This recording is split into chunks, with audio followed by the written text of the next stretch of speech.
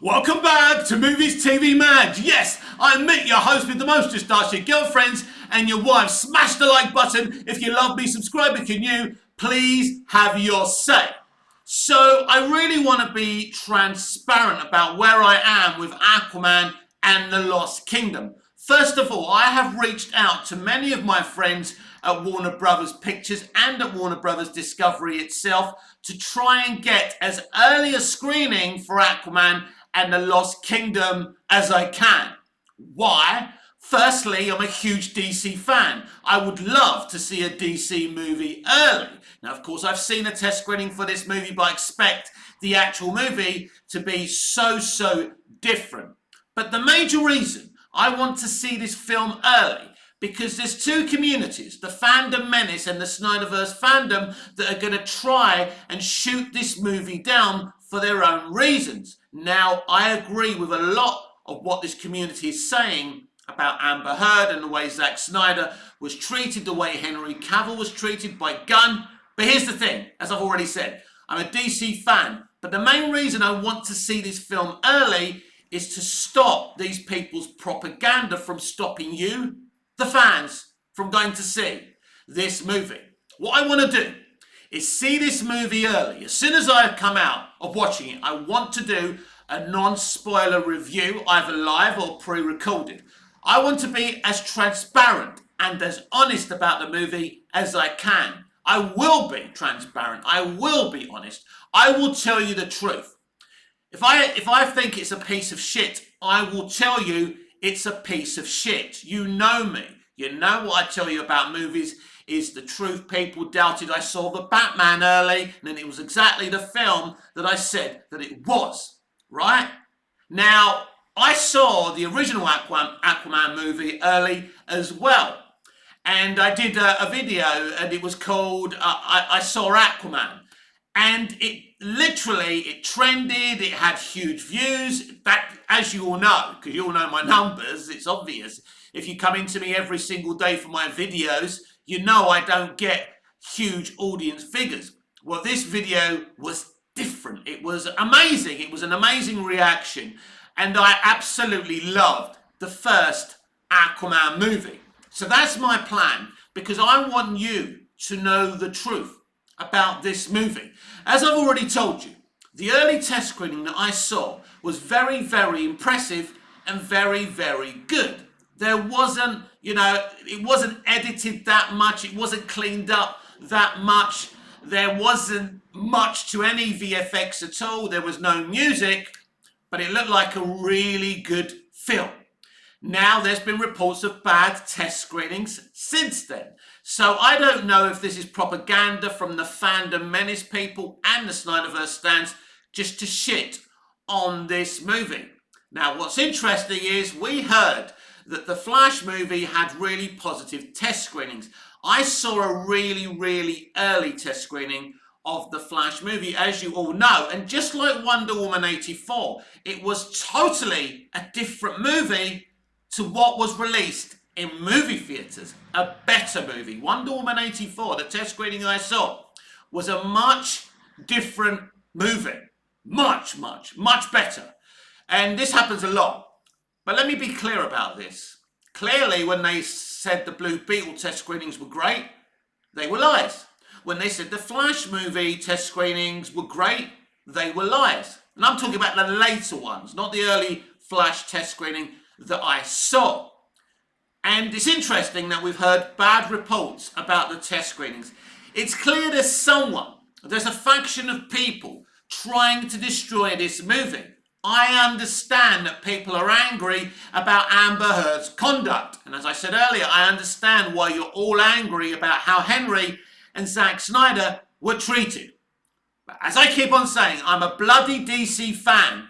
And when I know someone like James Wan is delivering something, I'm going to fight my hardest and use my platform to support Jason and to support James Wan. Because I like Jason and James. And here's something else. James and Jason have never been problematic people. They themselves haven't done anything wrong. They deserve our support.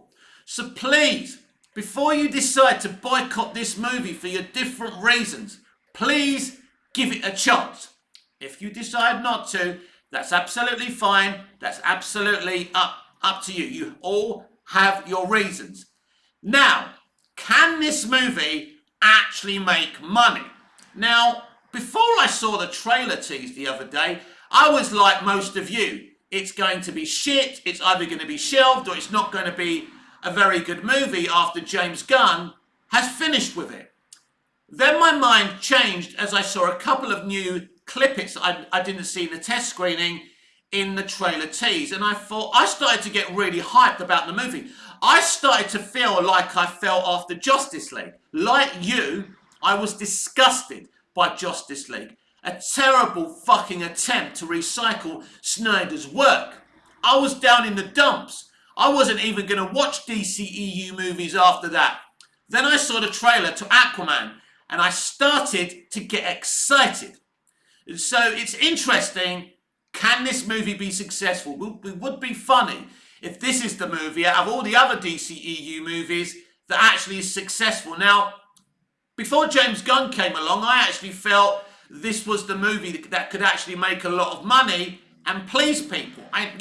When you look at the Flash movie, when you look at Black Adam, when you look at Shazam, Fury of the Gods, when you look at Blue Beetle, and then you look at Aquaman and the Lost Kingdom, because the first one made so much money, because it's directed by one of our greatest directors, James Wan. And let's be clear, and I've said it before, James Wan as a director is a much better director in ability, leaps and bounds, of James Gunn. And I know James Gunn fanboys and fangirls won't like to hear that.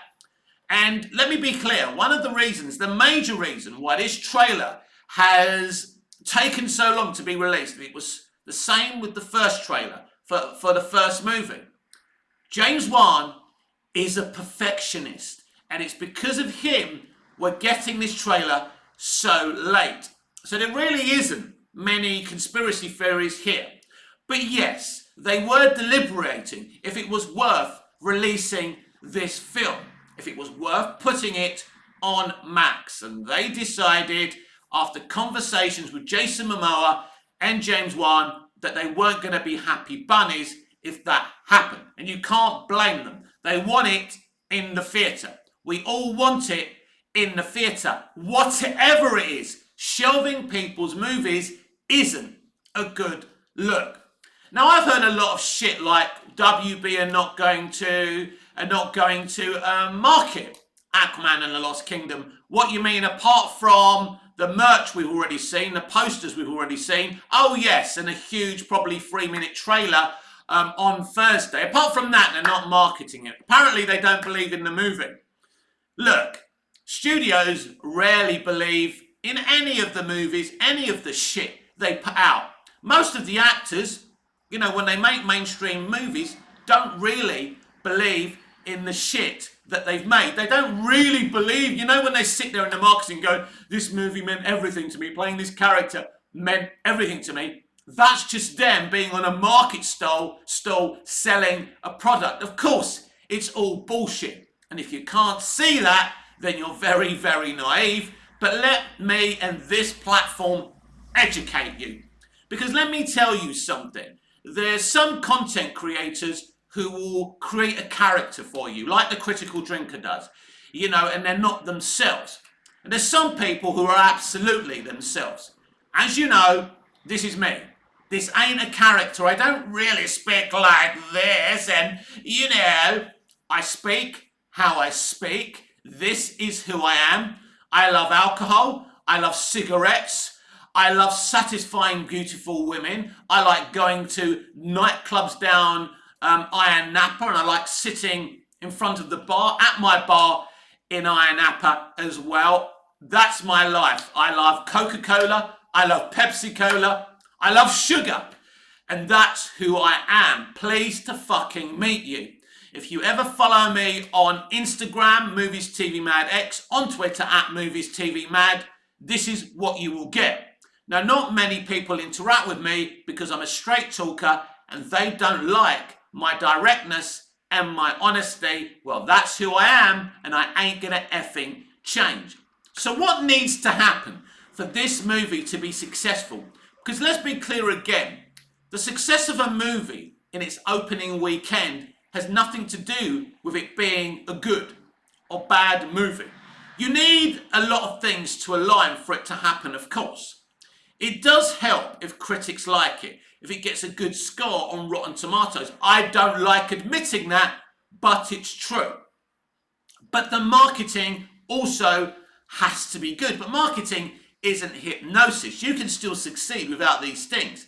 But it's important that these things align to a point. So it's important you see a really good trailer. Now, the beautiful thing about a James Wan movie is that it will look beautiful, a bit like a Snyder movie. So, you know, his movies were born to be in trailers and to sell. This is why James Wan movies always sell really well. And unlike James Gunn, he's not a one-trick pony.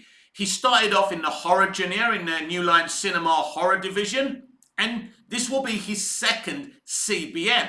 He made a great first Aquaman, so we know he can do horror and CBMs. But not only that, he mixed in comedy and horror and high emotions in the first Aquaman. Now, there's a few people out there who love to shit on the first Aquaman. That's up to you. That's your view. But here at Movies TV Mad, we fucking love the shit out of that movie, especially coming after Justice League.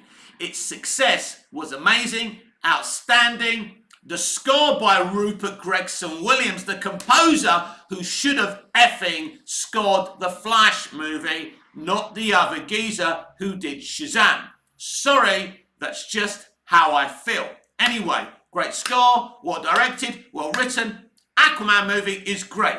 Yes, there are problems with it because obviously WB decided to change it from the colour palette that Zack would have had for it and the colour palette that in the end we would see after the Aquaman movie in the Snyder Cut for like the Atlantean stuff. For example, Zack had these air bubbles while they spoke. That is narratively, scientifically a factual thing to do.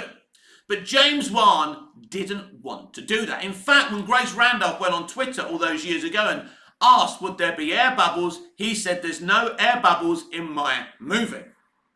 Because the problem is, as scientifically accurate as that is, that they can't, you know, Zack's thinking, well, how could they talk without the bubbles, right? But the problem is, and what I noticed about the Snyder Cut every time it happened, it becomes very, very repetitive. You've got to wait for them to form a bubble. Then they start talking. And, you know, when Mira does it to Steppenwolf, you kind of think, really? You're gonna create an air bubble just to have a conversation with this baddie? Just fight him. Just try and stop him. Why are you talking to him? It's a bit odd. So even though I understand why Zack did it, and I don't really hate it or anything like that, I can understand why James Wan didn't want to do it. But, you know, the colour palette is a lot brighter. But I can love Snyder and I can love Wan at the same time. In fact, Wan was, you know, consulting with Snyder. He was on the phone to Snyder while making Aquaman. He wanted to know what he was thinking when he was going to make the movie or whoever he was going to bring to make the movie. So what does Aquaman and the Lost Kingdom need to be successful? So as I say, great marketing. The reviews need to be good. That's going to be the difficulty here. Now, what's interesting is these bastards shield Shazam Fury of the Gods. They shield The Flash. They shield Blue Beetle. And we all know why, don't we? But when it comes to this film, they will see this film as a film that doesn't have much representation, right? And it doesn't have the Californian ideology that they like to see in movies. So this movie, with the reviews and from critics, will not get any favours. Now, the original movie mostly had good reviews to strong to middling reviews. And it kind of crept up to being fresh. I would imagine it's still not fresh on Rotten Tomatoes. But the most important thing is that your movie's fresh on release. That doesn't matter. You know, it doesn't matter years later, months later, how your movie is either verified, fresh, or rotten. That doesn't matter after it's been released. It's important while your first weekend's going and your first week's going that everything is positive. This was the problem Batman vs Superman Dawn of Justice had. When people didn't know what movie it was, everyone comes in, it's Batman and Superman, it makes a lot of money. Proof that Batman and Superman have still got a lot of interest levels because, you know, BVS, its opening, broke box office records. That's a factual statement. And so, if the marketing goes well, and I assume we will get a pretty ace trailer, fingers crossed, I'm sure the fandom menace and Snyderverse stands will tear it to pieces, even if it's fucking perfect. There's nothing we can do about that. But if it does have, positive marketing, positive word of mouth, it could have a strong opening. I believe there's a chance this movie could still be good. I believe there's a chance that this movie could be successful. Now, people are talking about $1 billion.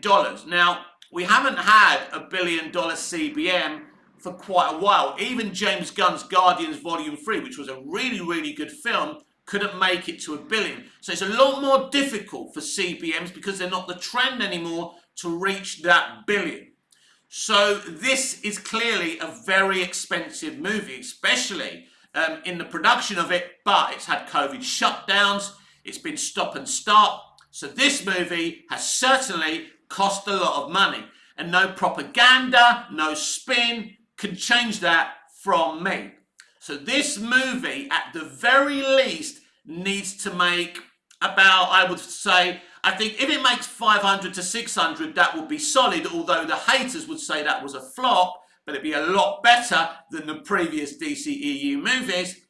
But I think to talk about real profits, you've got to be talking about 750 to about 850, really, if you're realistic.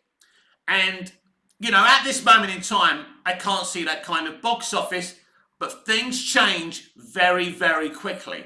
And this trailer on Thursday is key. And please don't forget, here on Movies TV Mad, we will be reacting to this trailer. Not live, but it will be a pre-recorded, probably 5 to 10 minute video. And we're going to get into this trailer. I'm very excited to be getting into this trailer and talking about the shots and talking about my genuine opinion on the trailer, and if the trailer is enough for this movie to come across as a good movie in its initial marketing, if it can make any money from what we've seen in the trailer. So please be here with me. It will either post on Thursday or Friday.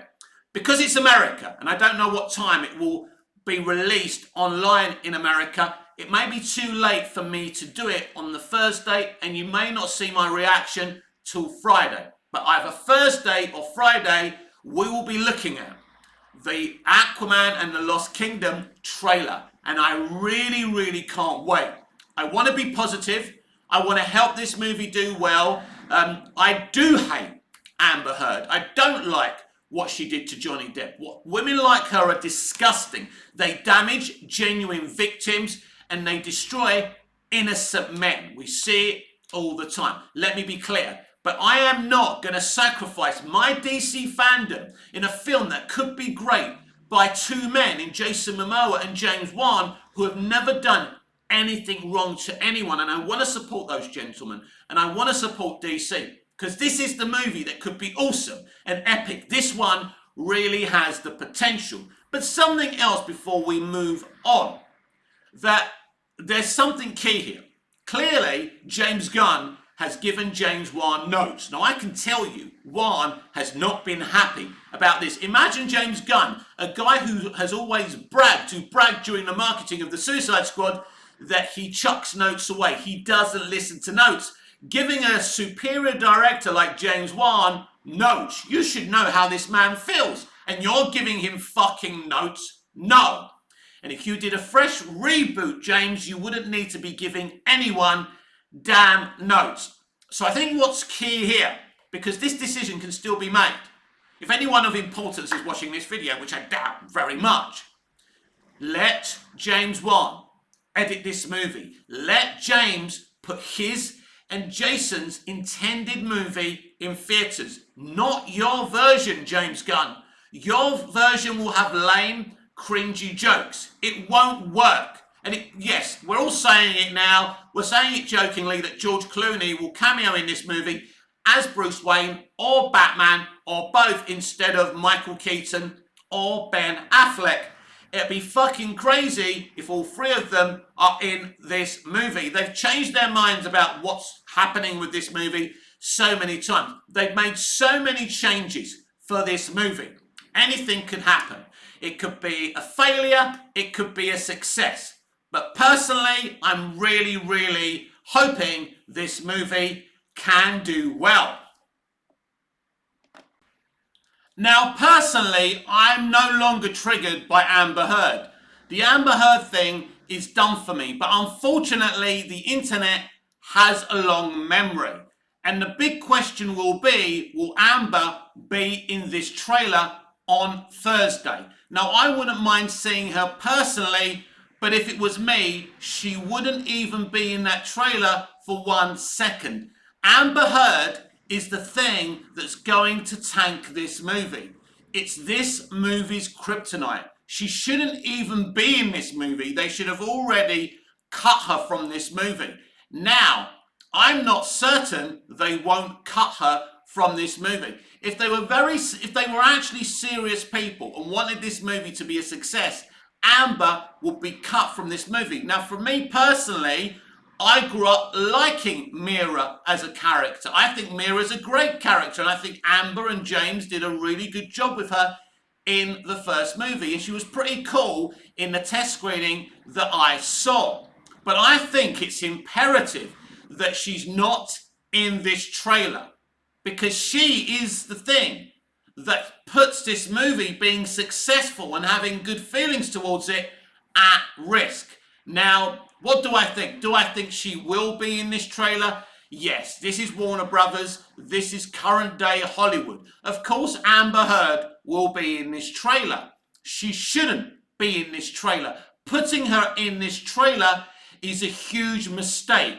And if they do that, you're giving the Snyderverse stans and the fandom menace the ammunition they want. They're going to be sitting there on their streams, popping, making pops about her. It's exactly what they want for their content. They want controversy. So if Amber Heard will be the whole conversation about this movie, even though she has a reduced role in this movie. If it were me, if I was James Gunn, if I was Peter Safran, if I was James Wan, even Jason Momoa, I'd be saying she cannot, regrettably, be in this trailer. The truth is, she shouldn't be in this movie. Because if this movie is successful despite her, that's going to be a very fundamental success story, because this film is an underdog. And I like underdogs. I suppose that's one of the reasons I'm really backing this film and really hoping and praying it will do well. Now, I want to talk about Superman Legacy and the fact that James Gunn's already confirmed that they're not doing the Superman origin story. But why? There's many people out there who believe that, Superman Legacy shouldn't do an origin story. People claim they're fed up of Superman origin stories. But that, my friends, is a mistake. Because the general audience, the normie, don't know Superman's origin story. And it's very important for normies that they understand where a character is coming from. But there's another reason I believe that James Gunn doesn't want to do an origin story for this movie. Because he doesn't believe he's capable, and I don't believe he's capable of doing the job, the brilliant job that Donner and Mankiewicz did for Superman the movie, the job that Nolan and Goyer and Snyder did in the origin story for Man of Steel. That opening sequence on Krypton on Man of Steel is stunning, emotional and compelling. Then there's the ultimate Superman origin story, Smallville. Basically, Gunn isn't capable of doing anything like that, so he's going to skip it. Is it possible for a normie or the general audience to watch James Gunn's Superman Legacy without an origin story and relate to Superman? if it's done in the right way, you can have an adventure, a random adventure that doesn't go down the origin route. Here's the problem. He's going to have to mention in the film that the character is from another planet, that he's a Kryptonian. How do you deal with the Jor-El and Lara thing? How do you deal with his origins? Because even if you don't show an origin story, you're going to have to cover his origin in the dialogue. It's going to be tell and not show. And I don't like that. Let's quickly talk about the Batman. The Batman was set in year 2. It wasn't an origin story. Now, I believe if it was an origin story, it would have made more than $750 million. I think its length damaged the movie's box office from doing more. Now, I like long movies, and I appreciated the Batman being 3 hours. I like and love the Batman. But it's clear that that was a film for Batman stans and not for the normie. But you need to be able to make a film that's for normies, the general audience, and hardcore fans. So I actually think it's a mistake not to show Superman's origins at the beginning of Superman Legacy. Now, maybe James Gunn can do it in a way, as I say, that's relatable to the audience, but you could damage it. And then if you're just doing a movie for Superman stans, you're not going to make as much money. And I think that's where the problem lies with that. So I think it is concerning that Superman Legacy doesn't touch the origins. I know hardcore fans, I know geeks and nerds don't want to keep on seeing the Superman origin story. But you've really got to look at the whole package. Do you want this movie to be successful? I don't think there's anything wrong with cataloguing Superman's origin story. You could even do it without any dialogue in the opening credits. But of course, these days we know we don't have long opening credits. And then the other issue with Superman Legacy will be the music. Who's going to do the music? Will we get a mixtape, which is something I don't want to see in a Superman movie? I want to see a symphonic score. James Gunn can't do much casting, can't do much of anything right now because of the SAG-AFTRA and the Writers Guild of America strikes. But one thing he does know is who's composing the movie. He already said months ago he'd been in discussions on that day when he posted on Twitter with the person composing Superman Legacy. What's interesting is he hasn't told us, he hasn't made it public who's composing Superman Legacy, and I find this very, very interesting. Why not? Now, I've had a theory for a long time that somehow he's been able to get John Williams to either compose this film or partially compose this movie. That will be interesting because there will be some people out there, because everything is polarizing these days. We saw the reaction when they used John Williams' Superman theme, when Lorne Balfe did a kind of darker version of it, and I loved it. But Snyderverse stans were very angry that they didn't use Idea of Hope. So I believe if Gunn does use John Williams, or at least his theme, there's going to be a problem. It wouldn't surprise me if they do use, at the very least, John Williams' theme in this movie. And again, it's going to be a very, very polarizing situation. But as we all know, there's so many different things going on at Warner Brothers Discovery. This DC Studios doesn't really seem that active as a studio. There's lots of suspicious goings on. The failures of Black Adam and this year's other DCEU movies hasn't helped their cause either. But I don't understand why he hasn't announced the composer. It's a hype thing to do. People would be talking about the movie if we knew who was composing it. And why he's keeping that to himself, he's clearly waiting for the right time to make that announcement. Personally, I'm very eager to know who's composing Superman Legacy. How would I feel if John Williams was composing it? I'd be very, very excited. Why would I be upset about one of the most iconic composers composing music for my favourite character in fiction. It would be ridiculous of me to be angry about that.